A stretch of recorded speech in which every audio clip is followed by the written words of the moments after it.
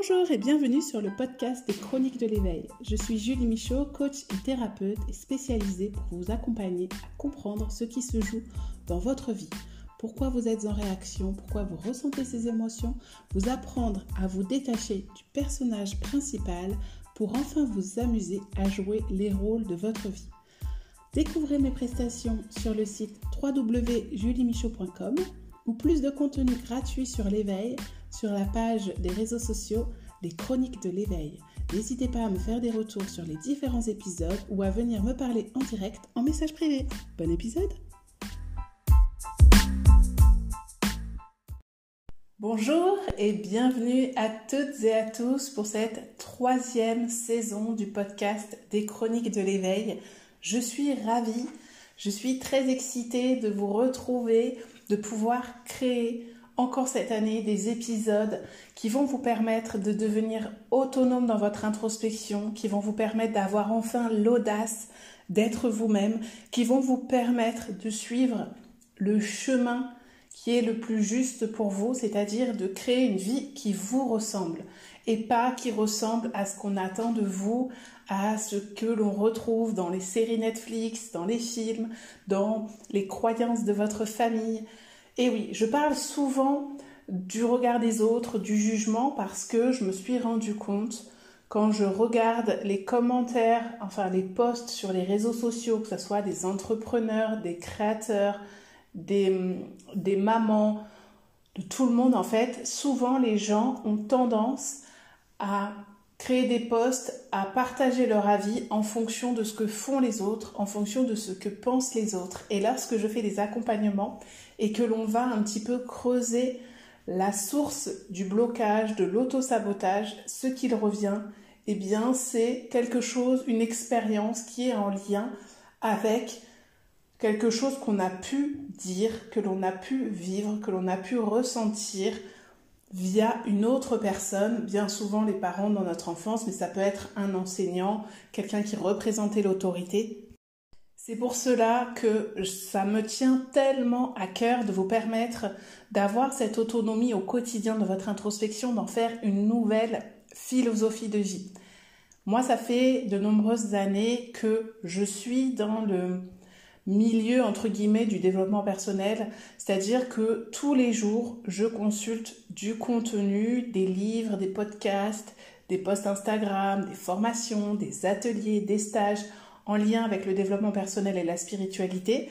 Et je me rends compte qu'on est dans un changement aussi dans ce domaine-là, un changement de perspective, qu'il y a des phrases un petit peu marketing qui sont répétées, mais qui peuvent être aussi très dévalorisantes. Vous savez, j'en parle souvent.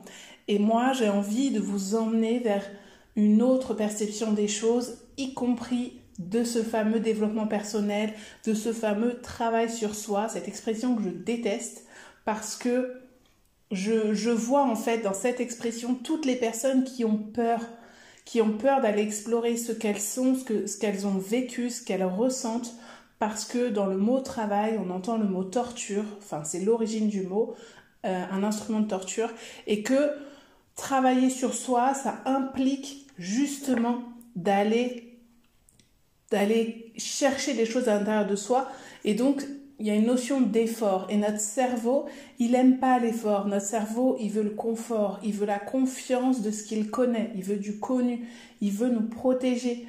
Notre système de survie, notre système nerveux autonome et notre cerveau sont là pour nous protéger. Donc je sais que je me répète, je vais continuer à me répéter pour que vous puissiez comprendre comment vous fonctionnez, pour que vous puissiez comprendre que ce que vous ressentez, eh bien c'est universel, c'est physiologique, c'est normal, mais que ce n'est pas une fatalité et que vous pouvez reprendre votre pouvoir de créer votre vie comme vous l'entendez. Alors aujourd'hui, je vais vous parler de la façon avec laquelle vous pouvez aborder cette nouvelle année, ce mois de janvier, si vous êtes un peu comme moi, justement, dans cette énergie qui se retrouve aussi quand on écoute un petit peu l'énergie des planètes, des saisons en médecine chinoise. Alors tout ça, c'est pas ma spécialité, donc je vais pas parler de ça, mais je vois que ça se croise avec les propres tirages que j'ai pu faire pour moi ou pour vous. Et donc, dans cette énergie de ce début d'année, on ressent ce besoin d'être plutôt dans une force tranquille. C'est-à-dire qu'on ressent un besoin de puissance, de se sentir ancré, mais en étant dans l'introspection justement, plutôt avec de la méditation, plutôt avec des moments où on va être seul avec soi-même pour discuter enfin avec soi. Après ces semaines à discuter avec beaucoup de monde, à voir du monde, à ressentir les énergies des autres, je sais pas pour vous, mais si vous êtes plutôt d'une nature assez hypersensible, assez ouverte aux énergies des personnes qui vous entourent, eh bien c'est une période qui est épuisante parce que même si on adore les gens que l'on voit pendant les fêtes, même si on passe des moments magiques, eh bien il y a un moment où on va saturer. Alors chez nous, ça s'est même traduit physiquement. On a tous eu ce petit virus, mais ce petit symbole, ce petit moment où le corps saturait aussi. Et moi personnellement, il y a une journée, j'ai dû rester couchée parce que j'arrivais même plus à me lever tellement j'étais en saturation de tout.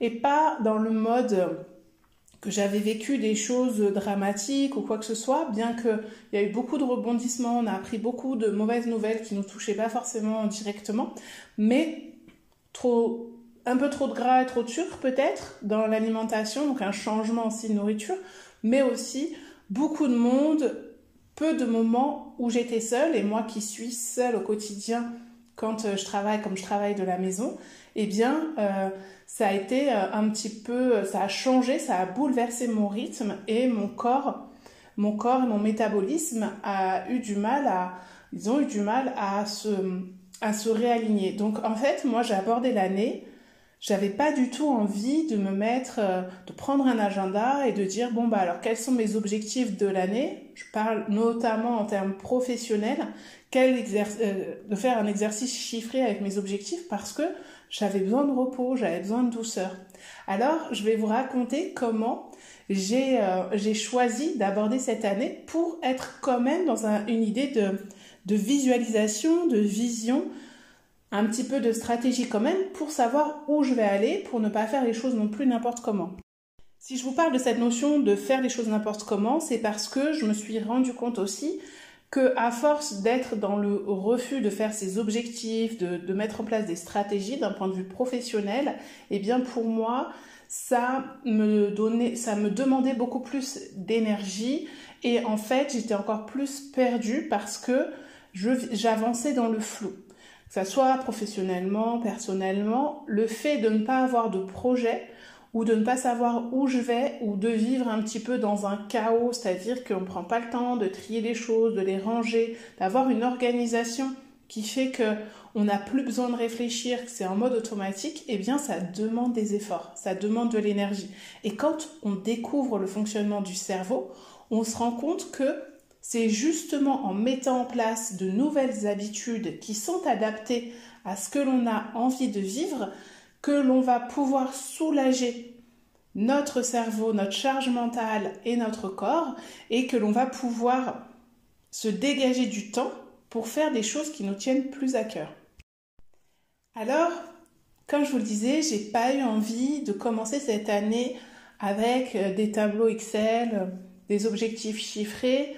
J'ai eu envie de commencer plus en douceur et comme je fais régulièrement des guidances, des tirages et des cartes d'oracle et j'ai commencé en fait à me former avec le tarot de Marseille en apprenant les codes, les aspects cachés des cartes du tarot de Marseille dans une idée de connaissance, de savoir, de l'utiliser comme un outil thérapeutique, pas comme un outil de voyance.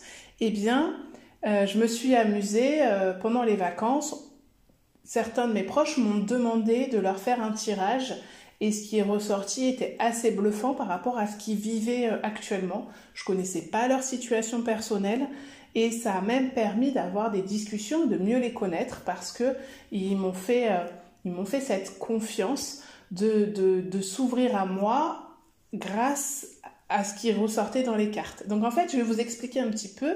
J'avais envie aujourd'hui de vous parler de cette guidance et en quoi elle peut vous aider à faire le point sur une situation. Donc vous pouvez l'utiliser en début d'année pour vous demandez quelle va être l'énergie du mois, par exemple. Alors moi, j'aime pas trop l'idée de s'obliger chaque jour à tirer une carte et à attendre d'avoir tiré cette carte pour savoir comment on va passer une journée. Moi, j'aime mieux utiliser les cartes comme un soutien, comme un guide, quand on est un petit peu perdu et qu'on se dit dans quelle direction je dois aller. Est-ce que, par exemple, je dois me faire violence et aborder ce mois de janvier plutôt en passant à l'action, en me bougeant, en me bousculant un petit peu parce que c'est un moment où je dois mettre des prévisions pour l'année, je dois semer ce que j'ai envie de récolter dans l'année et je dois le faire d'une façon plutôt dynamique? Ou au contraire, est-ce que j'ai plutôt besoin d'aller puiser en moi ce que j'ai envie de vivre dans l'introspection? Et en fait, quand j'ai fait le tirage pour moi, c'est ce qui est ressorti. J'ai fait exprès d'utiliser plusieurs cartes de tarot, d'oracle. J'en ai parlé dans un post Instagram, donc j'ai utilisé l'oracle du peuple animal que j'adore. C'est le premier oracle que je me suis acheté, c'est celui que j'ai le plus utilisé, qui a été vraiment parlant pour tout le monde. Donc c'est un oracle avec des cartes d'animaux. Et en fait, vous avez un livret très très complet. Donc c'est l'oracle d'Arnaud Rioux que j'adore. Et en fait, lui, il a canalisé pour chaque carte, chaque animal des messages. Donc il vous explique le message qui est lié à cet animal d'un point de vue un peu universel, selon les cultures. Donc en lisant le profil, l'histoire, les symboles que représente cet animal, vous allez faire le lien avec votre personnalité ou ce que vous êtes en train de vivre. Et ensuite, vous avez le message de l'animal, vous avez un petit rituel à faire. Et généralement, en fait, ce que vous dit cet animal représente énormément soit ce que vous avez vécu, soit ce que vous êtes en train de vivre ou les réflexions que vous avez. C'est vraiment bluffant.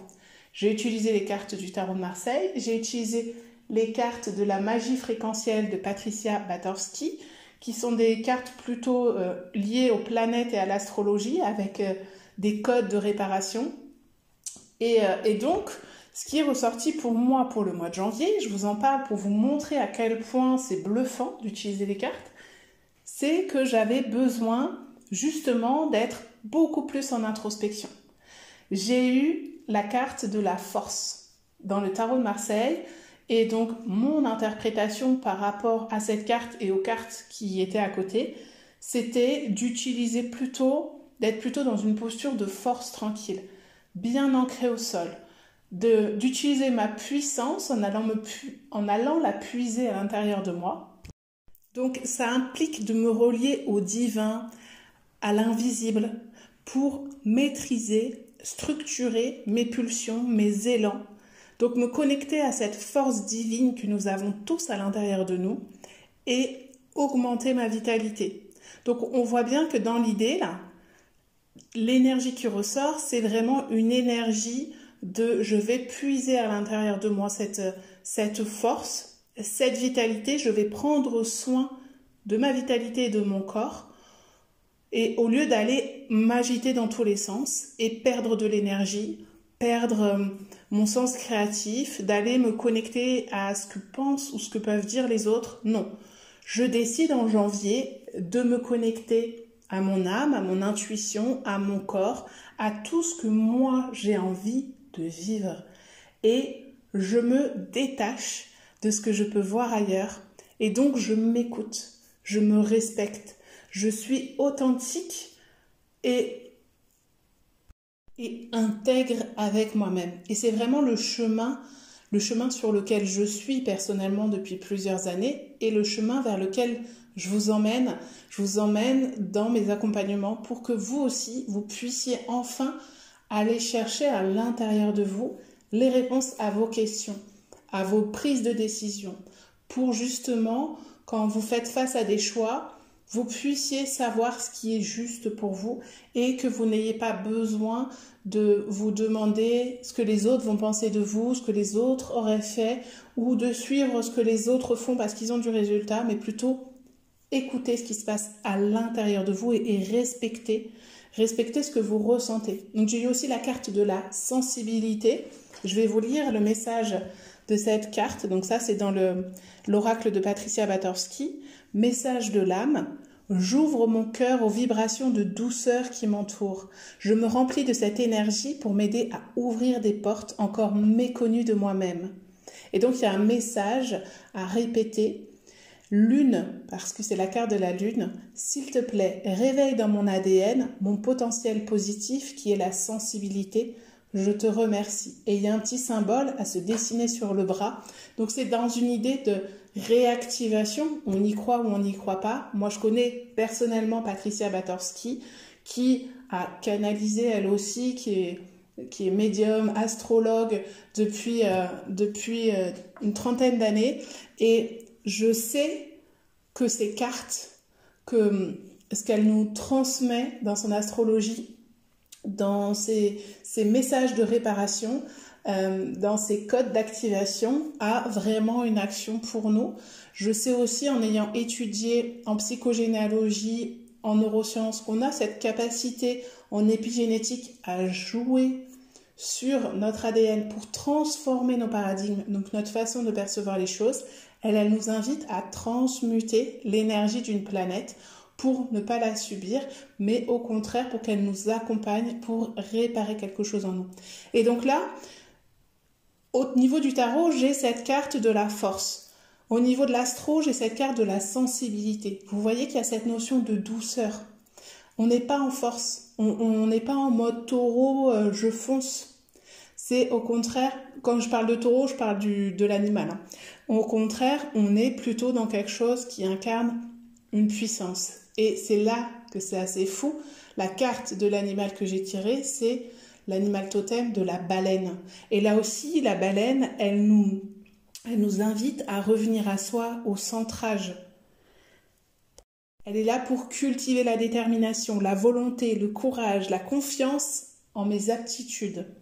Rien ne sert de courir, il faut partir à point. J'ai tous les outils qu'il me faut pour un avenir radieux et prospère. Je dois planifier mes objectifs, mais de façon plus lente, méthodique.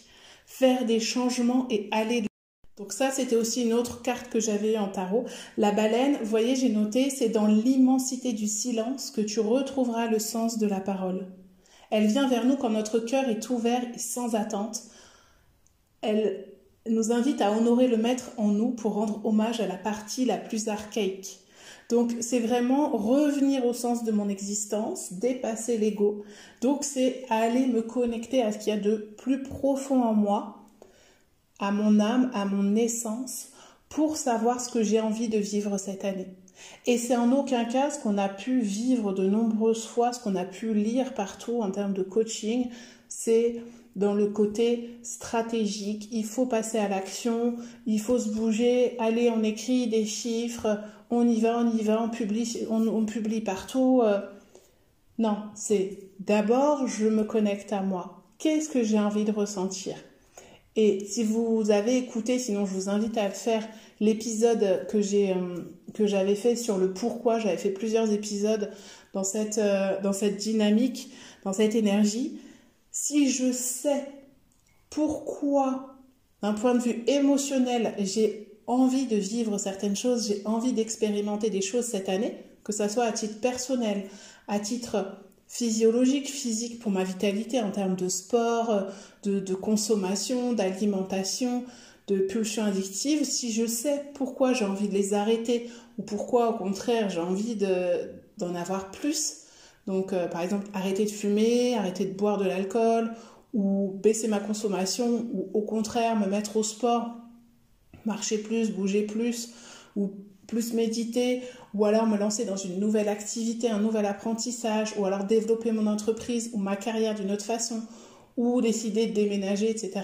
Si j'ai une motivation, une intention qui vient du cœur, qui est motivée par les émotions, eh bien quoi qu'il arrive, je vais être dans cette confiance en moi, cette confiance en la vie, cette confiance aux autres, et je pourrai saisir et voir les opportunités qui vont se présenter à moi. C'est pour cela qu'il est très important de travailler sur son système nerveux, à réguler son système nerveux, donc de travailler avec soi et pas sur soi. S'il y a un message que vous devriez interpréter, que vous devriez garder en tête pour ce début d'année, c'est À partir de maintenant, je décide d'avancer avec moi, d'aller explorer ce que je vis et d'aller voir tout ce qui fait que je n'ai pas confiance en moi, que je peux me raconter des histoires à propos de moi qui m'empêchent de réaliser mes rêves et mes projets. Être en capacité d'observer tout ce qui se joue dans mes réactions, dans toutes ces pensées intrusives, dans ces auto-sabotages et d'être en capacité de les accueillir parce que je sais que tous les humains sont comme ça, parce que j'ai compris que c'est un fonctionnement qui est lié à des programmes enregistrés par mon système interne de survie et que de la même façon que je vais déprogrammer d'anciennes applications et faire du tri dans mon ordinateur ou dans mon téléphone, eh bien je vais déprogrammer des programmes dans mon cerveau, dans mon système nerveux. Et c'est là que j'interviens pour vous aider. Je peux vous aider dans les séances d'accompagnement ponctuel, dans l'accompagnement Je suis quelqu'un qui est un accompagnement vraiment complet avec 9 séances de coaching sur plusieurs mois où je suis présente entre les séances, où je vais vous fournir des outils de méditation, de déprogrammation, reprogrammation, puisque vous avez accès offert à l'atelier Prends ta place, dans lequel justement vous allez explorer cette posture peut-être où vous vous sentez jugé par votre famille, où vous avez encore peur de la hiérarchie, de personnes qui pourraient représenter une espèce de supériorité par rapport à vous, et vous vous mettez dans une posture d'enfant, pour vous aider à reprendre une posture d'adulte. Adulte dans le sens, je sais que j'ai les capacités de répondre à la situation, de répondre à la personne qui est en face de moi sans me sentir une petite chose fragile et vulnérable qui va soit se rebeller, soit se cacher, soit fuir, soit se soumettre pour faire plaisir à l'autre.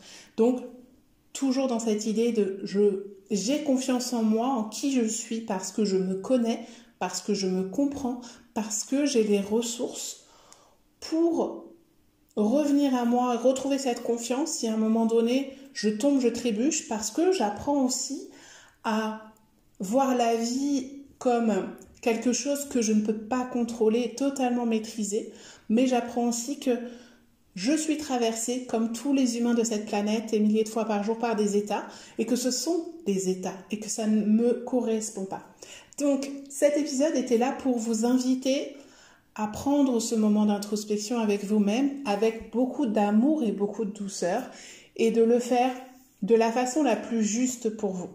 Moi, je vous parle des cartes, parce que les cartes, c'est un support. Donc les cartes, la guidance, l'oracle, les tarots, vous pouvez le faire vous-même, ou vous pouvez me consulter ou consulter une personne qui propose des guidances énergétiques. Je vous recommande plutôt les guidances que la voyance, parce que la voyance, on a tendance à se reposer sur la personne qui va nous lire un petit peu notre avenir et on va rester dans une position passive. Et c'est là où les choses ne se passent pas comme on l'espérait parce que la personne qui va nous lire les cartes, elle le fait en fonction de l'énergie du moment et que si on change notre posture et notre énergie ensuite en se disant bah c'est bon, elle nous a dit que ça allait fonctionner comme ça et du coup on ne passe pas à l'action, eh bien les choses ne vont pas forcément se passer comme prévu et on va être déçu. Donc j'aime mieux cette dynamique de garder sa responsabilité en faisant un tirage, donc une guidance qui permet d'exprimer ce qu'on est en train de vivre, qu'on n'ose pas aller voir dans notre inconscient, donc se servir des cartes comme un outil thérapeutique, comme un support, comme certains pourraient faire du dessin, et on pourrait comprendre ce que dit l'inconscient à travers le dessin ou d'autres outils créatifs. Et donc, vous pouvez utiliser la guidance, mais si vous, c'est d'aller courir, c'est d'aller marcher, c'est de peindre, c'est de jardiner, c'est de cuisiner, c'est de danser qui vous permet d'avoir ces révélations sur vous, d'avoir, ou d'écrire même, de comprendre des choses, d'avoir des prises de conscience. En fait, l'idée, c'est peut-être simplement à la fin de cet épisode, de vous demander quelle est ma ressource, mon outil d'introspection préféré, le plus juste pour moi, que je peux utiliser pour faire le point sur ce que j'ai envie de vivre cette année. Et à partir de là, vous allez pouvoir décider de comment vous allez organiser les choses pour pouvoir arriver à la réalisation de vos projets. Mais si vous n'avez pas un motif, un pourquoi, une intention très forte motivée par quelque chose que vous avez envie de ressentir ou de ne plus ressentir, eh bien vous pouvez écrire un carnet entier d'objectifs avec des chiffres que ça soit des kilos à prendre, à perdre, un nombre de cigarettes, arrêter de fumer, un nombre de verres, arrêter de boire, un nombre de partenaires à rencontrer, un nombre de kilomètres à faire ou un nombre de chiffres d'affaires ou de chiffres sur votre compte en banque, si ça reste dans le mental, eh bien, ça ne pourra pas se concrétiser.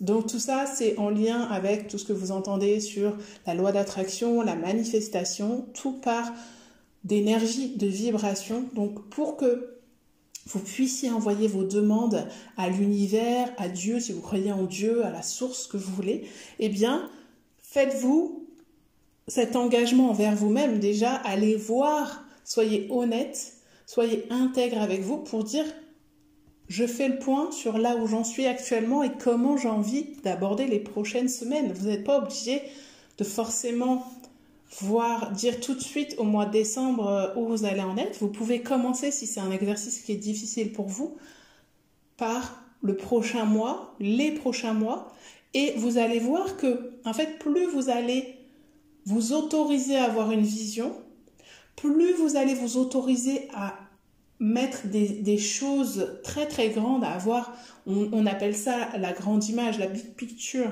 c'est ce rêve qui pourrait paraître totalement fou, plus vous allez vous autoriser à vous visualiser, à ressentir des expériences qui pourraient paraître aujourd'hui dans l'état dans lequel vous êtes, énergétiquement, financièrement, relationnellement parlant, complètement absurdes. Plus vous allez vous autoriser à imaginer grand, plus vous allez réussir à avoir une vision sur les prochains mois, les prochaines années. Mais c'est pareil, quand on n'a pas l'habitude de faire cet exercice, eh bien, j'ai envie de vous dire, faites petit pas par petit pas. Et ne soyez pas obsédés par la réalisation de cet objectif, mais concentrez-vous plutôt par chaque étape du chemin pour que la montagne vous paraisse moins grande. Et puis, ne vous mettez pas de pression sur la réalisation de ces objectifs parce que sinon, vous allez retomber dans quelque chose qui va être dans de la résistance et vous n'aurez plus accès parce que votre champ de vision, il va focaliser uniquement sur cet objectif. Et là, vous n'allez plus voir comme si on vous mettait des œillères sur le côté et vous n'allez pas avoir accès à ces fameuses opportunités, cette fameuse chance dont on parle quand on voit des gens qui réussissent. Donc, demandez-vous simplement quel outil d'introspection je peux utiliser qui est le plus juste pour moi. Peut-être que vous êtes dans une dynamique où, au contraire, il faut passer, nous on appelle ça en sympathique agressif, c'est-à-dire dans l'énergie. Vous avez besoin que ça bouge cette année. C'est à vous de voir. Prenez ce moment pour ressentir. Écoutez-vous, suivez votre intuition et venez me raconter sur les réseaux sociaux, le compte Instagram des Chroniques de l'éveil, ou s'il y a la possibilité de mettre un commentaire sur la plateforme sur laquelle vous écoutez ce podcast, mettez-moi un commentaire sur ce que cet épisode vous a inspiré. Je vais vous mettre tous les liens si vous voulez vous faire accompagner pour découvrir qui vous êtes, pour comprendre ce qui se joue en vous, pour apprendre à réguler votre système nerveux ou pour simplement faire une guidance. Donc, j'ai un petit peu changé mon offre sur les guidances. Je propose des guidances ponctuelles pour faire un point sur votre situation. Je propose la roue de l'année. C'est une carte, c'est une ou deux cartes pour chaque mois. Donc pour toute l'année où je vais vous donner un petit peu des directions, des énergies pour chaque mois pour que vous sachiez justement peut-être si on commence le mois plutôt dans l'introspection et puis après on passe à l'action ou l'inverse.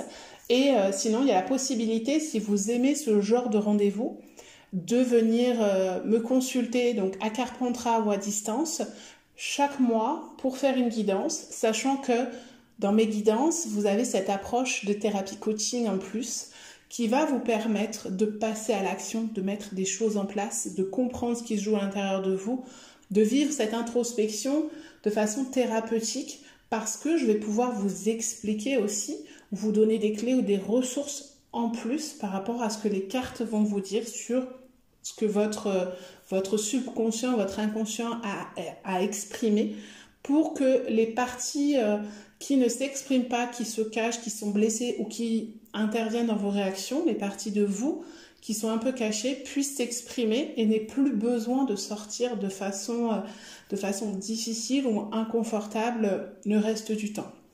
Donc il y a cette possibilité de prendre un rendez-vous chaque mois avec moi et donc la séance est un petit peu moins chère si vous venez tous les mois de l'année pour me consulter. C'est un petit rendez-vous ensemble, c'est un rendez-vous pour vous, c'est un rendez-vous d'introspection pour vous qui peut vous aider à vous sentir soutenu dans ce que vous traversez tout au long de l'année.